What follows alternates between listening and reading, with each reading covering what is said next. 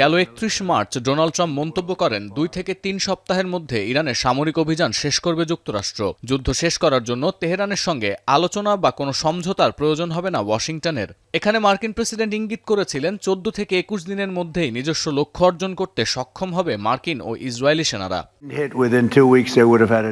কিন্তু এর সপ্তাহ যেতে না যেতেই ফের বয়ান বদলে ফেললেন ট্রাম্প। হরমুজ সচল করতে ৪৮ ঘন্টার আলটিমেটাম দিয়ে হুঁশিয়ার করলেন নমনীয় না হলে নরক নেমে আসবে তেহরানে। এই ঘটনা প্রবাহে যোগ হল বিধ্বস্ত F-15 বিমানের ক্রু নিখোঁজ হয়ে যাওয়া এবং তাকে উদ্ধারে যুক্তরাষ্ট্রের ৩৬ ঘন্টার অভিযান। রেস্কিউ মিশন সফল হওয়ার কয়েক ঘন্টার মধ্যে রীতিমতো কাণ্ডজ্ঞান হারিয়ে অশালীন ভাষায় ইরানকে আক্রমণ করে পোস্ট দিলেন খ্যাপাটে ট্রাম্প। বিশ্লেষকদের পর্যবেক্ষণ গেল এক সপ্তাহে মার্কিন প্রেসিডেন্টের গতিবিধি ও বক্তব্য ইঙ্গিত করে এই যুদ্ধের নিয়ন্ত্রণ অনেকটাই হারিয়েছে ট্রাম্প প্রশাসন। ২৪ ঘন্টা পার হওয়ার আগেই মার্কিন অনলাইন সংবাদ মাধ্যম এক্সিওসে দেয়া ইন্টারভিউতে ট্রাম্প মন্তব্য করলেন, ইরানের সঙ্গে যুক্তরাষ্ট্রের গভীর আলোচনা শুরু হয়েছে। মঙ্গলবারের মধ্যেই অস্ত্রবিরতির চুক্তিতে পৌঁছানোর সম্ভাবনা আছে। জানা গেল ৪৫ দিনের অস্ত্রবিরতির চুক্তি বাস্তবায়নে আলোচনা চালিয়ে যাচ্ছে যুক্তরাষ্ট্র, ইরান ও মধ্যস্থতাকারী পক্ষগুলো। এর আগেও পাকিস্তান, তুরস্ক ও মিশর যুদ্ধবিরতির আলোচনার উদ্যোগ নিয়েছিল। তখন ইরানের ভাষ্য ছিল তাদেরকে কোনোভাবে সম্পৃক্ত না করে নিজেরাই সমঝোতার আলোচনা শুরু করেছে মধ্যস্থতাকারীরা।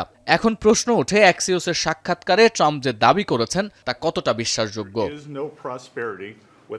সূত্র বলছে মস্কোর সঙ্গে এক ধরনের আলোচনা শুরু করেছে তেহরান। যদিও বিশ্লেষকদের দাবি সংঘাতের ৩৮তম দিনে যুদ্ধের যে ভয়াবহ অবস্থা তাতে রণক্ষেত্র থেকে সরে যাওয়ার মতো অবস্থায় নেই কোনো পক্ষই। আত্মমর্যাদার প্রশ্নে এই যুদ্ধ চালিয়ে যেতে হবে তেহরান ও ওয়াশিংটনকে।